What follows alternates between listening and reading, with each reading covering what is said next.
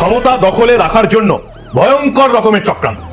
একসঙ্গে যতগুলো চক্রান্ত একজন প্রাক্তন প্রধানমন্ত্রীর বিরুদ্ধে করা যায় ঠিক ততটাই করা হচ্ছে এই মুহূর্তে বাংলাদেশে। কে ভেবেছিল যে শান্তিতে নোবেল জয়ী একজনের মাথায় এত অশান্তির বীজও থাকতে পারে? কত রকমের কূটবুদ্ধি। ডক্টর ইউনূস স্যার, আপনি ফেইলিওর হবেন, 100% ফেইলিওর হবেন। আরেকটা এরকম অভ্যুত্থান হবে, এই জুলাইয়ের মতো আরেকটা অভ্যুত্থান হবে। আর মানুষের তখন হুঁশ হবে, তখন ভালো মানুষ নির্বাচন করতে পারে। সমস্ত উপদেষ্টারা চাইতেছে দেশ থেকে আবার সেই একটা হোক, যুদ্ধ হোক, আবার কিছু হোক। আবার এখানে অন্তর্বর্তীকালে সরকারকে ওটা দায় নিতে হবে। যেখানে আগুন লাগে, আগুন জ্বলতেছে, সেখানে পানি দেয় না, যেখানে আগুন জ্বলে না সেখানে পানি দেয়। ওদের হৃদয়ে, ওদের গালের উপরে 24-এর গণঅভ্যুত্থান এবং বিপ্লবের মাধ্যমে চট্টপাঘাত করার কারণে ওরা দিক বিদিক হয়ে এখন বাংলাদেশের বিরুদ্ধে, মানচিত্রের বিরুদ্ধে নতুন ষড়যন্ত্র শুরু করেছে।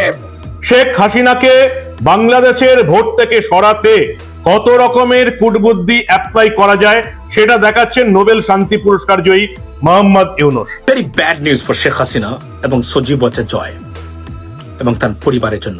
বলতে গেলে চূড়ান্ত ধ্বংসের খবরই আসছে আজকে তাদের পরিবারের জন্য।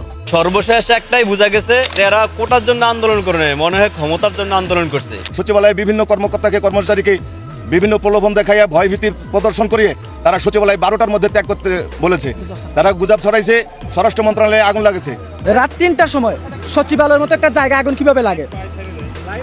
এর মাঝে আপনারা দেখেন বিভিন্ন পর্যটনে আলাদা আলাদাভাবে আগুন। বস ইজ ব্যাক, সুকাঙ্গানে হি সালাম। দর্শক, সিনেমাতে এই যাবৎকালীন অনেক মাফিয়া ডন দেখেছেন, কিন্তু তিনি এখন সোজা আঙ্গুলে ঘি না তুলা বাঁকা আঙ্গুলে ঘি তুলছেন। আর এটার কারণ আন্তর্জাতিক বিশ্বের কাছে যেন কোনো রকম প্রশ্নের সম্মুখীন না হন। কারণ কি, ডক্টর ইউনূস এই কাজ কিভাবে করতে পারেন? দর্শক শ্রোতা, দেশের এই বর্তমান পরিস্থিতি নিয়ে অনেক চাঞ্চল্যকর তথ্য কিন্তু প্রকাশ হচ্ছে এবং এই নিউজগুলা দেখে সারা বিশ্ব অবাক হচ্ছে। এখন হঠাৎ আমরা কি দেখতে পাচ্ছি? ডক্টর ইউনূসকে নিয়ে। আপনারা তো সবাই জানেন গত 2 দিন আগে সচিবালয়ের মধ্যে আগুন লেগেছে এবং এই বিষয়টাকে কেন্দ্র করে বারবার অনেকেই অনেক কথা বলতেছে এবং সবাই অনেককে সন্দেহ করতেছে। এইসব বিষয়ে আমরা পর্যালোচনা করে অনেক তথ্য পাই এবং ভিডিও পাই, সেইগুলো আপনাদের সামনে এক এক করে ধারাবাহিকলি তুলে ধরবো। ভিডিওটা কিছুটা লং হবে কিন্তু অনেক তথ্য জানতে পারবেন এই ভিডিওর মাধ্যমে। আপনারা সম্পূর্ণ ভিডিও ধারাবাহিকলি দেখবেন এই সচিবালয়ের অগ্নিকাণ্ড নিয়ে। অন্যদিকে ডক্টর ইউনূসকে যে এই সব দোষারোপ করা হচ্ছে এবং সেনা প্রধানও কিন্তু বার্তা দেন দেশের এই পরিস্থিতি নিয়ে। সবকিছু আপনারা দেখতে পারবেন এই একটি ভিডিওতে। আসুন আমরা গুরুত্বপূর্ণ নিউজগুলো ধারাবাহিকলি দেখে আসি। 1000 কোটি টাকার যে দুর্নীতি করেছেন তার দলিল দস্তাবেজ যা সচিবালয়ে সংরক্ষণ ছিল এগুলোকে পুড়িয়ে দিয়ে তারা শেখ হাসিনা সহ তাদের দোসরদের রক্ষা করতে চান। একে একে মুখ খুলতে শুরু করেছে সবাই। বাদ পড়ল না বিএনপি, জামায়াতও। 2 দল মিলে জানালো সচিবালয়ে আগুন লাগিয়েছে হাসিনা দোসররা। কেবল তাই নয়, তারা জানিয়েছে আগুন লাগানোর আসল কারণও, যা 2 দিনেও অন্য কেউ জানাতে পারেনি, এমনকি সরকারও না। একই সময়ে কক্সবাজারে বিশাল মাহফিলে আজহারী সাহেব ভারত ইস্যুতে কথা বললেও হাসিনা কিংবা আগুনের ঘটনায় মন্তব্য করেননি। তো ঠিক কি উদ্দেশ্য নিয়ে হাসিনা দোসররা এমন একটা কাজ করল? সচিবালয় প্রশাসনের প্রাণকেন্দ্র, সরকারের সব নির্বাহী বিভাগের কাজ পরিচালিত হয় এখান থেকেই। আর তাই চায়ের দোকান থেকে সামাজিক মাধ্যম, দেশের সর্বত্র চর্চা হচ্ছে এমন গুরুত্বপূর্ণ জায়গায় আগুন লাগা নিয়ে। রাজনীতিবিদ থেকে শুরু করে খেটে খাওয়া মানুষজন জানতে চাচ্ছে আগুন লাগার কারণ।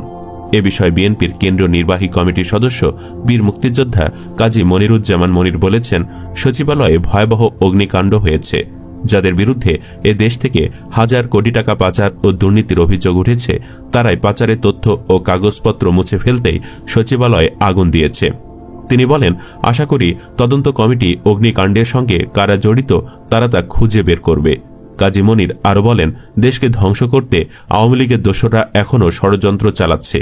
এ ষড়যন্ত্র আরও অনেক লম্বা হবে। বাংলাদেশের গণতন্ত্র ও স্বাধীনতা বিপন্ন করেছে স্বৈরাচারী শেখ হাসিনা। তাকে আমরা বিদায় করেছি। আমরা বিপদ ও দুঃশাসন এখনও বিদায় করতে পারিনি। এসব ষড়যন্ত্র মোকাবেলা ও দুঃশাসন রোধে আমাদের সবাইকে ঐক্যবদ্ধ থাকতে হবে। তার মানে বিএনপিও নিশ্চিত হয়ে গেছে এই কাণ্ড হাসিনা দোসররা ছাড়া কেউ ঘটায়নি। এমনকি জামায়াতও সেটাই ভাবছে। আওয়ামী লীগ এদেশে যত আগুন দেবে ততই তারা জনবিচ্ছিন্ন হয়ে নিঃশেষ হবে বলে মন্তব্য করেছেন জামায়াতে ইসলামীর নায়েবে আমির অধ্যাপক মুজিবুর রহমান। তিনি বলেন, অন্যায়, জুলুম, শোষণ থেকে মুক্তির জন্য ছাত্র জনতা দ্বিতীয় স্বাধীনতা অর্জন করেছে। ছাত্ররা চেয়েছে অধিকার তাদের স্বৈরাচার হাসিনা বানিয়েছে রাজাকার। 1971 সালে চাওয়া পাওয়া মানুষের অধিকার গত 54 বছরেও বাস্তবায়ন হয়নি।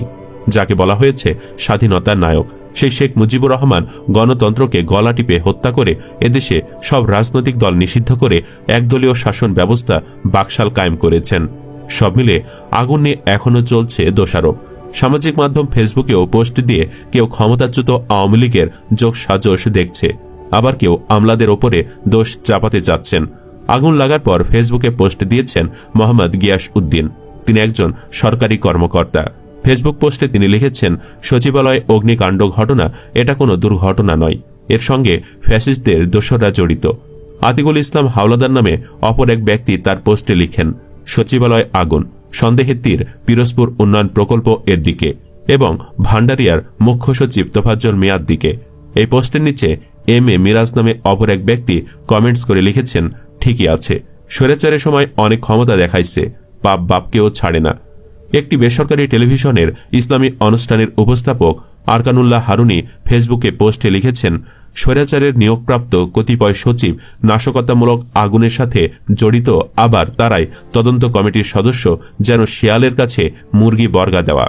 শেখ মোহাম্মদ নাসির নামে একজন তার ফেসবুকে লিখেছেন, 25 ডিসেম্বর বড়দিন উপলক্ষে ছুটির দিন, সচিবালয়ে লোক সংখ্যা কম, তাই সকল অবৈধ কাজের নথি সকালে জমা করে, রাতের অন্ধকারে পুড়িয়ে ফেলে সব প্রমাণ নষ্ট করা হলো। সচিবালয় আগুন লাগার ঘটনাকে নীল নকশার অংশ উল্লেখ করে একটা দীর্ঘ পোস্ট দেন গণমাধ্যম কর্মী মহিউদ্দিন তুষার। তিনি লিখেছেন, গেল সরকারের আমলে কারি কারি দুর্নীতি হয়েছে স্থানীয় সরকার মন্ত্রণালয়, ডাক ও টেলিযোগাযোগ মন্ত্রণালয় এবং তথ্য প্রযুক্তি মন্ত্রণালয়।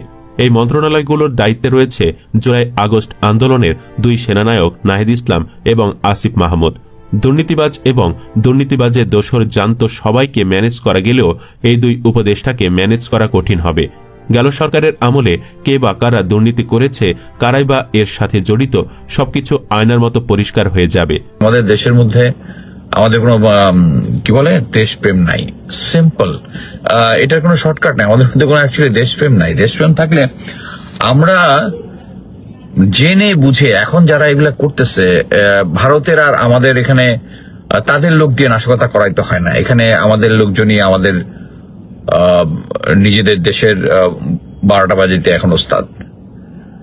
গোয়েন্দা সংস্থায় যারা আছে, সিনিয়র যে সমস্ত অফিসাররা আছে যারা গুম খুনের সাথে জড়িত, অ্যাকচুয়ালি তারা এটার সাথে জড়িত, যেহেতু গুম খুন করে ইয়ার সাথে যে নামগুলা বের হয়েছে এবং এটাই তাদের মোটামুটি তাদের অবস্থা কাহিল করে দিছে। এবং এটার পরেই তারা ডেসপারেট যে বাংলাদেশে একটা অস্থির পরিস্থিতি সৃষ্টি করবে, পাবলিক চিল্লাচিল্লি করে বলবে যে আমাদেরকে কি বলে সেনা শাসন দেন, আর সেনা শাসন দিলে সেই পুরনো অফিসার যারা আছে, যারা শেখ হাসিনার দোসর, যাদেরকে জেনারেল ওয়াকার রেখে দিচ্ছে, তারা আবার দেশটা চালাবে। আমি মোটামুটি গ্যারান্টি দিয়ে বলতেছি এইটাই এই দিকেই যাচ্ছে। আপনি একটা জিনিস চিন্তা করেন, আমি আর একটা জিনিস ফাইন্ডিং আমি ভাবছিলাম যে আরো পরে বলবো জিনিসটা। এই যে আমরা কয়েকদিন আগে কন্টিনিউয়াস চিল্লাইলাম না যে কমিশন, এই বিডিআর বিদ্রোহ নিয়ে গুম খুন নিয়ে কমিশন হইতে হবে, কমিটি হবে না। বিক্রম মিশ্র আসলো, এসে সেনা প্রধানের সাথে দেখা করলো, আউট অফ এভরিথিং। তারপরে আবার দেখা করা আসার পরে এরপরে দেখলাম যে এই কমিশনটা হবে না, এখন হবে।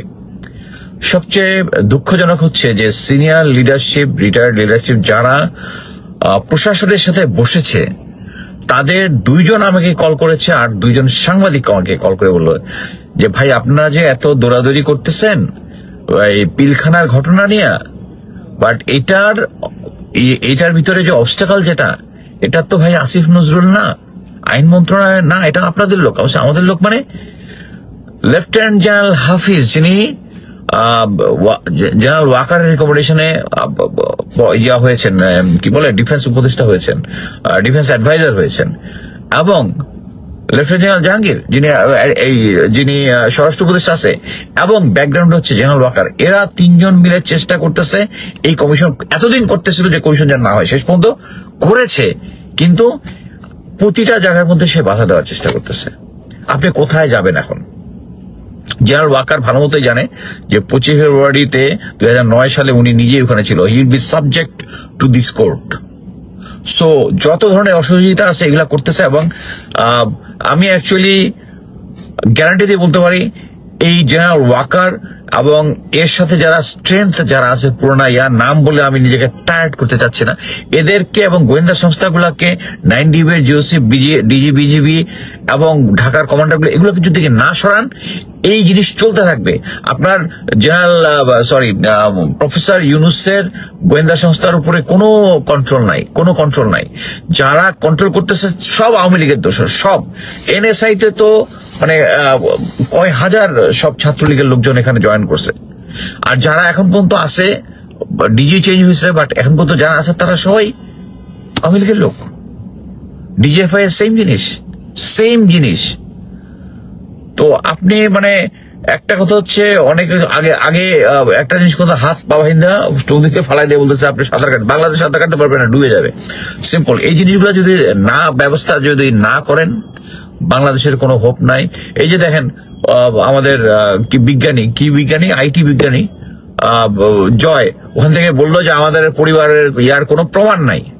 সো প্রমাণ কোথায় আছে? সচিবালয়ে। যে সমস্ত টেন্ডারের মধ্যে যেগুলো জিনিস হয়েছে আগুন লাগাই দিচ্ছে সাথে সাথে। সো এখন অ্যাকচুয়ালি বাংলাদেশে আমি ভাবলাম বাংলাদেশের জন্য কথা বলে কোনো লাভ নাই, কারণ আমরা তো বলেই যাচ্ছি কিন্তু কোনো পরিবর্তন হচ্ছে না এবং হওয়ার কোনো সম্ভাবনা দেখি না। সো এই সরকার লাস্টলি আমি বলতেছিলাম যে যত দিন যাবে তত প্রফেসর ইউনুসের সরকার স্ট্রং হবে, আর জেনারেল ওয়াকার এবং তাদের যে দোষর যারা আস্তে আস্তে উইক হবে। বাট এখন তারা দেশকে অরাজক সৃষ্টি করার জন্য যে ব্যবস্থা গ্রহণ করছে একটার পর একটা, এবং ফিউচারে আসতে থাকবে একটার পর একটা। এবং সবচেয়ে দুঃখজনক হচ্ছে আমরা বাঙালি জাতি হিসেবে হচ্ছে মীর জাফরের জাতি। আমরা নিজেরাই নিজেদের মানে কাউ আইসা আমাদের পাশায় বাস দেওয়ার দরকার নাই, তারাই আমরা নিজেরাই নিজেদেরকে দিয়ে দিচ্ছি। আওয়ামী লীগ আর বিএনপি করে, আর বিএনপি বর্তমান রোলটা আমি মানে অ্যাপ্রিসিয়েট করার মতো কোনো কিছু দেখতেছি না। যে দেশ ঐক্যবদ্ধের ডাক প্রফেসর ইউনুস দিয়েছে, কিন্তু ঐক্যবদ্ধ কি হচ্ছে? এখন আমাদের লোকজন এখন আমরা নিজেরাই নিজেদের জায়গায় আগুন লাগিয়ে প্রমাণ নিঃশেষ করে দিচ্ছি। একটা ফ্যাসিস্ট হাসিনা। আমি কয়েকদিন আগে আমেরিকায় আমার রিলেটিভদের একটা জায়গায় গেলাম, একটা দাওয়াতে গেলাম। অ্যামেজিংলি ভদ্র শিক্ষিত লোক এখানে অনেকদিন ধরে আছে এবং স্টিল তারা বিশ্বাস করে যে শেখ হাসিনা দেশের জন্য ভালো ছিল। তো এরকম হলে অ্যাকচুয়ালি আমাদের দেশের কোনো হোপ নাই। সো সেনাবাহিনীতে 28 বছর চাকরি করার পরে যখন আমি রিটায়ারমেন্ট আসছিলাম, প্রথম 2 বছর খুব মন খারাপ ছিল আমার, যে চাকরিটা পছন্দ করি, ভালোবেসেই এত বছর আর্মিতে চাকরি করেছি। হোপ অ্যাকচুয়ালি নাই। যখন আমরা নিজেরাই নিজেদেরকে বাস দিচ্ছি, এখনো গোয়েন্দা সংস্থায় সেই লোকগুলো আছে, কেউ কোনো পরিবর্তন করতেছে না। সো উন্নতিটা হবে কিভাবে? হবে না। আমি আজকে অ্যাকচুয়ালি হোপলেস। এইভাবে চলতে থাকলে হ্যাঁ হয়তো আমরা ফাইটটা জারি রাখবো, বাট কথা হচ্ছে জেনারেল ওয়াকার এবং ওই গোয়েন্দা সংস্থা, ওই ইম্পর্টেন্ট লোকগুলোকে যদি আপনারা না সরান। ক্ষমতা থেকে পতনের আগেই তিনি বারবার বলছিলেন যে আমেরিকা আমাকে ক্ষমতা থেকে সরাতে চায়। দর্শক, যে নিউজটা সামনে এসেছে, এই নিউজ আসার পর বাংলাদেশ আওয়ামী লীগ তাদের অফিসিয়াল পেজ থেকে বিষয়টা নিয়ে প্রতিবাদ জানিয়েছে। তারা বলছে যে এটা একটা ষড়যন্ত্র এবং চক্রান্ত। চাঞ্চল্যকর তথ্য দিয়েছে আমাদের গণমাধ্যমে প্রকাশিত যে নিউজগুলো, সেখান থেকে বলা হচ্ছে যে আমেরিকার গোয়েন্দা সংস্থা ফেডারেল ব্যুরো অফ ইনভেস্টিগেশন, সংক্ষেপে FBI, বাংলাদেশের সাবেক প্রধানমন্ত্রী শেখ হাসিনা এবং তার ছেলে সজীব ওয়াজেদ জয়, তারা ব্যাপক অর্থ কেলেঙ্কারি করেছেন, এমনকি অনিয়ম ও অর্থ পাচারের প্রমাণ পেয়েছে খোদ এবার FBI। আমরা তো দেখি সম্প্রতি নিজেদের লন্ডন প্রতিনিধির মাধ্যমে বিষয়টিকে নিশ্চিত করেছেন মার্কিন গোয়েন্দা সংস্থা, এমনটাই দাবি করা হয়েছে। জানা গেছে স্পেশাল এজেন্ট লাভ প্রিভোটের সঙ্গে যোগাযোগ করেছিল যুক্তরাষ্ট্রের ডিপার্টমেন্ট অফ জাস্টিসের senior trial attorney Linda Samuels. তিনি দেখতে পান যে বাংলাদেশ থেকে বিভিন্ন মার্কিন ব্যাংক অ্যাকাউন্টে $300 মিলিয়ন পাচার হয়েছে। গত মাসের 9 তারিখে FBI এর একটি প্রতিনিধি দল বাংলাদেশের দুর্নীতি দমন কমিশনের দুদক, তাদের যে মানি লন্ডারিং অ্যান্ড লিগ্যাল ইউনিটের মহাপরিচালক আছেন, তাদের সাথে বৈঠক করেছিলেন। সেখানে বিপুল পরিমাণ দলিল বাংলাদেশের কাছে হস্তান্তর করার দাবি করেছে FBI এর এই প্রতিনিধি দলটি। দুদকের কর্মকর্তারা বলছে, গেল মাসের 1 তারিখে Bangladesh EU delegation head of cooperation Michael ক্রেজারের নেতৃত্বে 3 সদস্যের একটি প্রতিনিধি দল তৎকালীন দুদক চেয়ারম্যান মোহাম্মদ মঈনুদ্দিন আব্দুল্লাহর সাথে সাক্ষাৎকার করেছিলেন। সাক্ষাতে পাচার হওয়া তহবিল প্রত্যাবাসন এবং কমিশনের পরিচালনা সক্ষমতা বাড়াতে কারিগরি সহায়তা নিয়ে আলোচনা করে। 2014 সালে যুক্তরাষ্ট্র বনাম রিজভী আহমেদের মামলায় সজীব ওয়াজেদ জয়ের নাম প্রথম নজরে আসে। এফবিআইয়ের তদন্তে জয়ের গুরুতর আর্থিক অসদাচরণের বিষয়টি উঠে আসে। বিশেষত সজীব ওয়াজেদ জয়ের নামে হংকং এবং ক্যামান দ্বীপপুঞ্জের বিভিন্ন ব্যাংক অ্যাকাউন্ট ব্যবহার করে নিউ ইয়র্ক, ওয়াশিংটন ডিসি এবং লন্ডন ব্যাংকে অর্থ আপনার স্থানান্তরিত করার তথ্য এসেছে। জ্যেষ্ঠ আইনজীবী এবং বিচার বিভাগের একজন বিশেষ এজেন্ট বলছে, ক্যামান আইল্যান্ড ও হংকং এর শেল কোম্পানির মাধ্যমে যুক্তরাষ্ট্রের বিভিন্ন ব্যাংকে বাংলাদেশ থেকে $30 কোটি জমা করা হয়েছে। দুদক চেয়ারম্যান মোহাম্মদ আব্দুল মোমেন এই বিষয়ে সাংবাদিকদের বলছেন যে এই ঘটনা অনেকাংশেই সত্য। তার মানে পুরোটুকু সত্য না। বিষয়টা কিরকম? আমরা ভবিষ্যতে আরো সুনির্দিষ্ট তথ্য পেতে পারি, এই বিষয়ে আমরা পরে সরাসরি কথা বলবো। তার মানে এখানে যে তথ্যটা আসছে কোথাও না কোথাও এখনো কিছু এভিডেন্সগত অথবা আরো অন্যান্য কিছু ঘাটতি রয়েছে। এদিকে আপনার যুক্তরাষ্ট্রে $300 মিলিয়ন পাচারের অভিযোগে শেখ হাসিনা এবং সজীব ওয়াজেদ জয়ের বিরুদ্ধে তদন্ত শুরু করেছে দুদক। আর এজন্য আপনার এই অভিযোগ অধিকতর তদন্তের জন্য দুদকের মহাপরিচালক বরাবর পাঠানো হয়েছে। সেই সঙ্গে আওয়ামী লীগ সরকারের আমলে ব্যবসা এবং বেজার আওতাধীন 9টি অগ্রাধিকার উন্নয়ন প্রকল্পেও অনিয়ম দুর্নীতির মাধ্যমে শেখ হাসিনা জয়, তারপর হচ্ছেন Sheikh Rehana, British MP tulip, আরো অন্যান্যদের বিরুদ্ধে ওটা $700 কোটি আত্মসাতের অভিযোগের বিষয়ে পৃথকভাবে অনুসন্ধান শুরু করা হয়েছে। অভিযোগ আছে শুধুমাত্র রূপপুর পারমাণবিক, এটা নিয়ে আবার পুতিন তার বক্তব্য দিয়েছেন। তো সবকিছু মিলিয়ে এফবিআই এর এই রিপোর্টটা আমি আসলে জানি না যে তাদের ওয়েবসাইটে আছে কিনা বা তারা এটাকে কিভাবে আসলে সরকারের কাছে হস্তান্তর করেছে। মার্কিন স্টেট ডিপার্টমেন্ট এ নিয়ে কোনো বক্তব্য সরাসরি দিয়েছে কিনা হয়তো আমরা আগামী 24 ঘন্টার মধ্যে বিষয়টা আরেকটু ক্লিয়ার হব। এফবিআই আপনার সত্যতা পেয়েছে, আরো হয়তো সামনে অনেক নিউজ আসবে, তখন হয়তো আরো বিষয়টা ক্লিয়ার হবে। অন্তর্বর্তীকালীন সরকারে বড় ধরনের চেঞ্জ তো আমরা আশা করি, কিন্তু তার থেকেও বেশি আশা করি স্বৈরাচারের দোসর আমলাতন্ত্রকে একেবারে ছাঁটাই করতে হবে এখনই। আর মানে পিছনে তাকানোর সুযোগ নেই। কথা হলো যে আমলাতন্ত্র ছাড়া রাষ্ট্র চলে, এর প্রমাণ তো আমাদের ছাত্ররা দেখিয়েছে, দেখায়নি? আমলাতন্ত্র ছাড়া রাষ্ট্র চলে কিনা? চলে। 3 দিন চালিয়েছে না রাষ্ট্র, তারা চালিয়েছে। সুতরাং রাষ্ট্রের কোনো ক্ষতি হবে না। কথা হলো যে একজন মন্ত্রী যদি 3টা-4টা মন্ত্রণালয় একা চালাইতে পারে, তাহলে একজন সচিব কেন মানে কয়েকটা মন্ত্রণালয় চালাতে পারবে না? আর আমাদের পিনাকিদা যে একটা ফর্মুলা দেখিয়েছে যে কিভাবে ছাত্রদেরকে আমরা কাজে লাগাতে পারি, এই ফর্মুলাগুলো তো আসলে কথা হলো যে পিনাকিদা, অনেকেই অনেক কথা বলে যে পিনাকিদা উপদেষ্টা পরিষদে তাকে নেয়নি বলে সে সরকারের সমালোচনা করছে। আসলে এই কথাটাই রং। হ্যাঁ, হয়তো তিনি ওই যে মুখে দু একটা খারাপ শব্দ ব্যবহার করেন, ওই কারণে হয়তো বলে থাকতে পারেন, বাট উনার যে সমালোচনার জায়গাটা, এটা কি অযৌক্তিক? এবং তিনি যে ফর্মুলাগুলো দিচ্ছেন, এ পর্যন্ত যে কয়টা সমস্যা নিয়ে একটা ফর্মুলা দিয়েছেন, একটা না, প্রত্যেকটা সমস্যার জন্য আলাদা আলাদা ফর্মুলা দিয়েছেন রাষ্ট্রের জন্য, সে ফর্মুলাগুলো কিন্তু আমাদের রাষ্ট্র গ্রহণ করেনি। কথা হলো যে একজন খারাপ মানুষ হতে পারে, একজন শত্রু হতে পারে, আপনি তাকে পছন্দ করেন না, কিন্তু রাষ্ট্রের প্রয়োজনে তার এই ফর্মুলাটা, তার এই প্ল্যানটা, তার এই পরিকল্পনাটা যদি রাষ্ট্রের জন্য উপকারী হয়, তাহলে আপনি কেন গ্রহণ করবেন না? যেমন হাজ্জাজ বিন ইউসুফ, তিনি একজন জালিম শাসক ছিলেন, কিন্তু তিনি পবিত্র কোরআনের যে হরকত, হারাকাত, মানে যে জবর পেশ, জজম, তাসদিদ, এই যে বিষয়গুলো তিনি পবিত্র কোরআনের সংযোজন করেছিলেন, এটা যদি উনি না করতেন, আমরা যারা অনারব, আমরা কি কোরআন পড়তে পারতাম না। তাহলে উনি জালিম হলেও এই উদ্যোগটা তো একটা ভালো উদ্যোগ নিয়েছিলেন, তাই না? তো এই জন্য কথা হলো যে একজন আপনার পছন্দ না, একজন ব্যক্তিকে আপনি পছন্দ করেন না। যেমন অধ্যাপক গোলাম আজমকে জামাতের বাইরে বলা যায় কেউ পছন্দ করেন না, কিন্তু অধ্যাপক গোলাম আজমের যে ফর্মুলাটা, এই যে নির্বাচনকালীন সরকারের যে ফর্মুলাটা, এটা যে একটা যুগান্তকারী ফর্মুলা ছিল, এই ফর্মুলার আদলে কয়েকটা দেশের নির্বাচন হয় এখনো, এবং বাংলাদেশে বলা যায় অপেক্ষাকৃত গত 50-55 বছরে তার ফর্মুলার কারণেই বাংলাদেশে অনেকটা শান্তি শৃঙ্খলা ফিরে এসছে। এই যে আজকের যে সরকার, এটা তো অধ্যাপক গোলাম আজমেরই ফর্মুলা। তো আপনি একজন ব্যক্তিকে পছন্দ নাও করতে পারেন, কিন্তু তার ফর্মুলা গ্রহণ করতে আপনার সমস্যা কোথায়, যদি দেশ এবং জনগণের জন্য সেটি মঙ্গলজনক হয়? স্বৈরাচার হাসিনার দোসর আমলাতন্ত্র তারা ছাঁটাই করবে কি না, এটা যদি না করে আবারও হুঁচট খাবে। এর থেকে মানে আগুন লাগার পর মিডিয়ায় একজনের বক্তব্য খুব ভাইরাল হয়েছে, ওই অংশটা বিশেষ করে সোশ্যাল মিডিয়াতে ভাইরাল হয়েছে। এক ভদ্রলোক বলছে, ওনার কথার সাথে আমি 100% একমত। উনি বলেছেন না যে এর একটা পর্যায়ে গিয়ে ডক্টর মোহাম্মদ ইউনূসের চুল পুড়িয়ে দেবে এই আমলাতন্ত্র। ওনার কথা কিন্তু অযৌক্তিক না। এখন এতটুকু উনি হয়তো বাংলাদেশের একজন অখ্যাত সাধারণ নাগরিক, তাই না? কিন্তু উনি যে কথাটা বলেছেন, কথাটা কিন্তু মানে ডায়মন্ডের মতো দামি কথা বলেছেন। এখন তার সেই দামি কথাটা অবশ্যই ডক্টর মোহাম্মদ ইউনূসের কানে গিয়েছেন। কবুতর ও ট্রাকের রহস্য বের হলেই ফেসে যাবে সচিবালয়ের অনেকে। প্রিয় দর্শক, বিষয়ের উপর আপনাদের কোনো প্রশ্ন বা মতামত থাকলে অবশ্যই আমরা তা নিতে চাই। সচিবালয়ে যে অগ্নিকাণ্ডের ঘটনা ঘটেছে, এই ঘটনাকে ঘিরে নানা ধরনের প্রশ্ন উত্থাপিত হচ্ছে। পেরিয়ে গেছে একদিন, এখন পর্যন্ত কি যথার্থ তদন্ত শুরু হলো?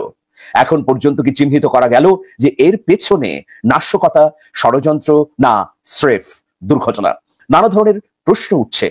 যে তড়িৎ গতিতে তদন্ত করা প্রয়োজন, সেই তদন্তটি হচ্ছে না বলে আবার অনেকে অভিযোগ করেছেন। আমি কিছু প্রশ্ন রাখছি, সেই প্রশ্নগুলোর উত্তর পেলেই অনেক রহস্য বেরিয়ে আসতে পারে। প্রথম বিষয় হচ্ছে, রাতারাতি তদন্ত কমিটি পরিবর্তন হয়েছে। আপনারা জানেন, বৃহস্পতিবারে যে তদন্ত কমিটি গঠন করা হয়, সেই তদন্ত কমিটির প্রধান করা হয় অতিরিক্ত একজন সচিব, যাকে নিয়ে বিতর্ক তৈরি হয়।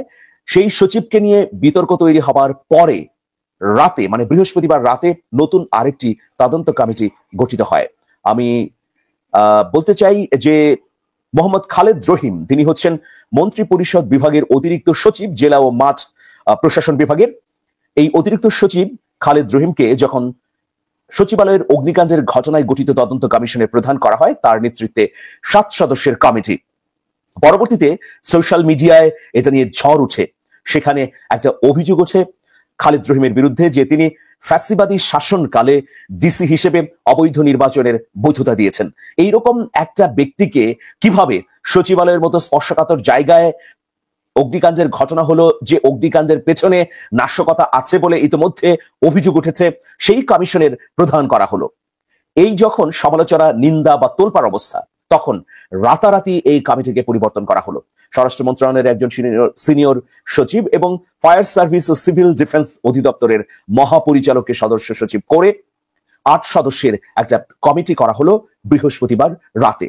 এখন প্রশ্ন হচ্ছে, যে কোনো কমিটি করবার আগে আপনারা কেন যাচাই বাছাই করেন না? কেন আপনারা অনুসন্ধান করে বের করতে পারেন না যে এই ব্যক্তিবর্গকে দিয়ে যথাযথভাবে কারণ অনুসন্ধান করা যাবে কিনা, তদন্ত করা যাবে কিনা, প্রকৃত অর্থেই দোষীরা বের হয়ে আসবে কিনা? তাহলে এখন সোশ্যাল মিডিয়ায় তো আপনাদের গার্ড হিসেবে পরিগণিত হচ্ছে। মানে সোশ্যাল মিডিয়ায় সমালোচনা হবার পরে আবার পরিবর্তন করতে হলো কেন? আগে যাচাই বাছাই করা হলো না?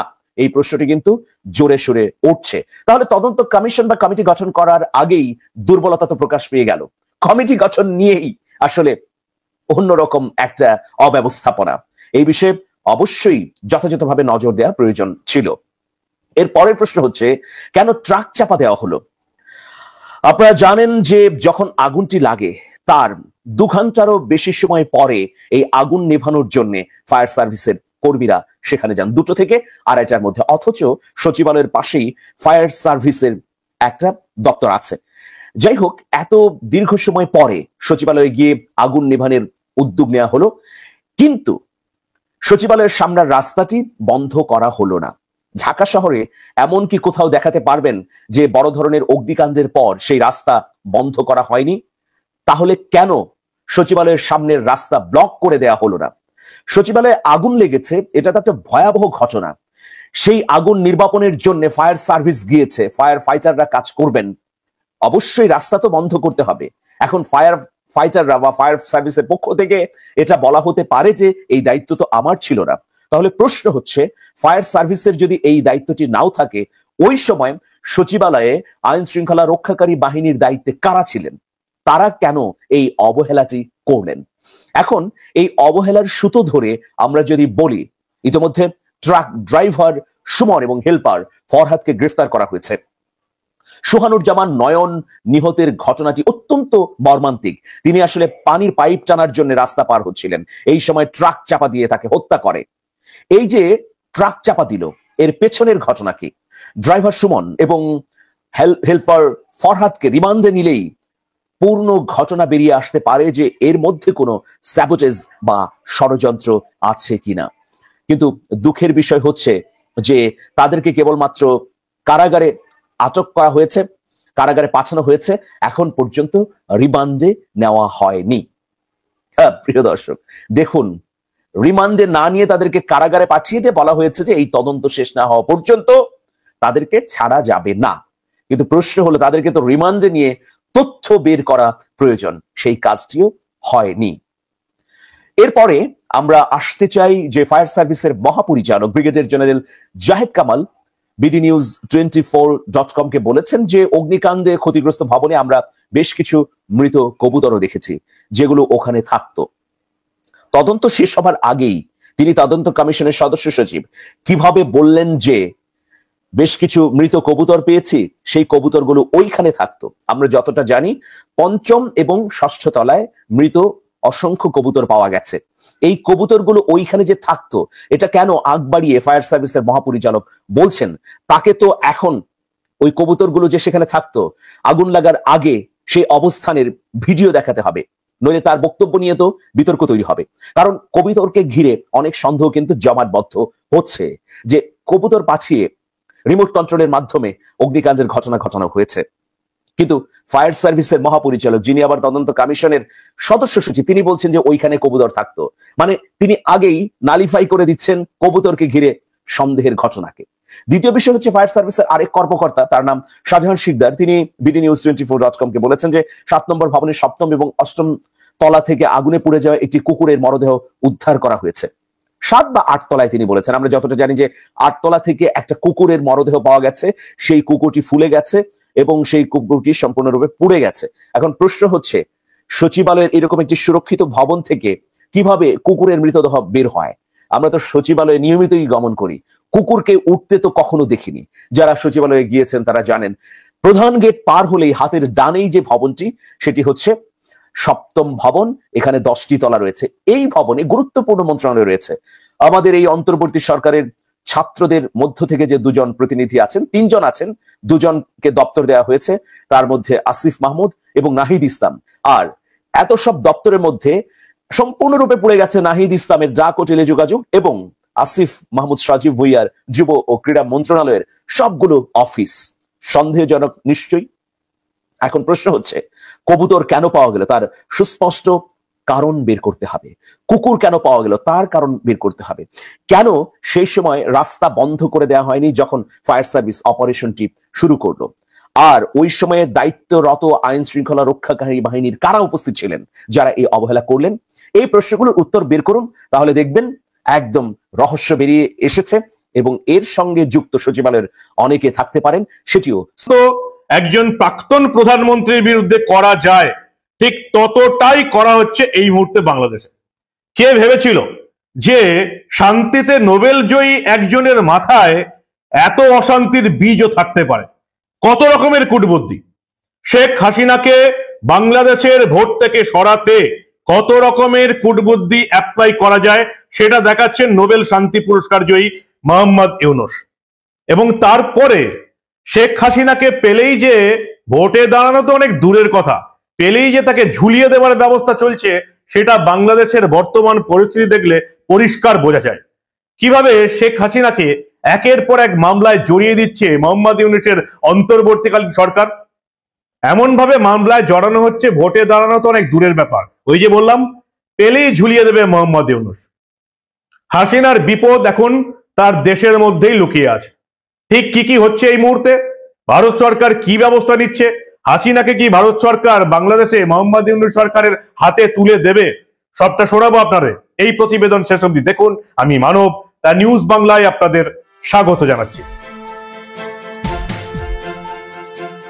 মোহাম্মদ ইউনূস, কত রকমের কূটবুদ্ধি থাকতে পারে একজন নোবেল শান্তি পুরস্কার জয়ীর মাথাতে, গোটা বাংলাদেশ সেটা এবার দেখছে। কত রকমের কূটবুদ্ধি অ্যাপ্লাই করা যেতে পারে। প্রথমে তিনি বিএনপি এবং জামাতের বাংলাদেশে ক্ষমতায় আসা আটকাতে ভোট পিছিয়ে দিলেন। তিনি নিজে বলছেন ভোট করাবো 25-এর শেষের দিকে, 25-এর মধ্যে ভোট করাবো, অর্থাৎ এটা 2024-এর শেষ। উনি নাকি ভোট করাবেন 1 বছর পর, 2025-এর মধ্যে। ওনার যিনি প্রেস সচিব, তিনি আবার বলছেন 2025-এও ভোট হবে না, ভোট হবে 2026-এর ওই শেষের দিকে, জুন জুলাই করে 2026-এ ভোট করাবো। অর্থাৎ মোহাম্মদ ইউনূস ক্ষমতায় বসার সঙ্গে সঙ্গে লঙ্কায় যেই যায় সেই রাবণ নিজেই ক্ষমতায় থাকতে শুরু করেছেন। তিনি কি করলেন? তিনি এই যে বৈষম্য বিরোধী ছাত্র আন্দোলন, তাদের নেতাদের এই কাঁচা মাথা নাবালক উপদেষ্টাদের নিয়ে একটা বৈষম্য বিরোধী ছাত্র আন্দোলনের নামে একটা দল গঠনের চিন্তা করছেন। একটা দল গঠন করতে গেলে, ক্ষমতায় আসতে গেলে 2 বছর তো লাগবেই, সেই সময়টা তিনি নিজেকে দিতে চাইছেন। যদিও বিএনপি আর জামাত পরিষ্কার বলে দিয়েছে এটা সম্ভব নয়, 2025-এর মধ্যে নির্বাচন করতে হবে। বিএনপি এবং জামাত মোহাম্মদ ইউনূসের বিরুদ্ধে কথা বলতে শুরু করেছে। মোহাম্মদ ইউনূস এই টালবাহনার মাঝে একেবারে বাংলাদেশের মানুষকে জানিয়ে দিয়েছেন হয় 2025-এর শেষের দিকে, আর না হলে প্রেস সচিবকে দিয়ে জানিয়ে দিলেন 2026-এর শেষের দিকে নির্বাচন করাবো। যার মধ্যে এই নিজের একটা দল, ছাত্রদের নিয়ে একটা দল তিনি তৈরি করে ফেলবেন। আর অন্যদিকে কি হলো? অন্যদিকে তিনি একের পর এক সিদ্ধান্ত নিয়ে শেখ হাসিনার দল আওয়ামী লীগ যাতে বাংলাদেশের পরবর্তীকালে কোনো ভোটে দাঁড়াতে না পারে সেই ব্যবস্থাটা তিনি করে রাখছেন। প্রথমে শেখ হাসিনা নিয়ে বলেছিলেন ওই নিয়ে আমাদের কোনো মাথা ব্যথা নেই। পরবর্তীকালে জামাতের হুমকি পেয়ে তিনি শেখ হাসিনাকে নিজেদের হাতে পাঠানোর জন্য ভারতকে একটা চিঠি পাঠিয়ে দিলেন। বন্দি প্রত্যার্পণ চুক্তি, তার জন্য শেখ হাসিনাকে তিনি চাইলেন। শেখ হাসিনাকে পেলেই তিনি ঝুলিয়ে দেবেন। একের পর এক মামলা শেখ হাসিনার বিরুদ্ধে দেওয়া হচ্ছে। আজকে নতুন করে কি হলো? একেবারে আজকের আপডেট খবরটা দিয়ে এই প্রতিবেদন শুরু করি। আজকে শেখ হাসিনাকে আরো একটা কাণ্ডে মূল অভিযুক্ত করা হলো। বিডিআর, বাংলাদেশের সেনাতে যে বিদ্রোহ হয়েছিল শেখ হাসিনা ক্ষমতায় আসার 1-1.5 মাসের মধ্যে 2009 সালের 25-26 ফেব্রুয়ারি, আজ থেকে প্রায় 15 বছর আগে 25-26 ফেব্রুয়ারি শেখ হাসিনা সরকার ক্ষমতায় আসার পর বিডিআর, বাংলাদেশ রাইফেলস তখন নাম ছিল, বিডিআর এর সদর দপ্তর পিলখানায় আধা সেনার বিদ্রোহে 74 জন নিহত হয়েছিলেন। আপনারা জানেন সেই ঘটনা। এই ঘটনায় ক্ষমতাচ্যুত প্রধানমন্ত্রী শেখ হাসিনা এবং তৎকালীন সেনাপ্রধান জেনারেল মঈন আহমেদ সহ 58 জনের বিরুদ্ধে গত 19 ডিসেম্বর ঢাকার আন্তর্জাতিক অপরাধ ট্রাইব্যুনালের চিফ প্রসিকিউটরের কার্যালয়ে অভিযোগ করা হয়েছে। আজকে সেই বিচারও শুরু হয়ে গেল। এই ঘটনা তদন্তের জন্য বিডিআর এর প্রাক্তন ডিজি মেজর জেনারেল অবসরপ্রাপ্ত ALM ফজলুর রহমানের নেতৃত্বে 7 সদস্যের কমিশন গঠন করেছে ইউনূস সরকার। স্বাধীন দায়িত্বপ্রাপ্ত এই কমিশন এবার কাজ শুরু করলো আজ থেকে। হাসিনা ক্ষমতায় আসার 1 মাসের মধ্যে ঢাকার পিলখানা ব্যারাকে 2009-এর 25-26 ফেব্রুয়ারি একটা বিদ্রোহ হয়েছিল।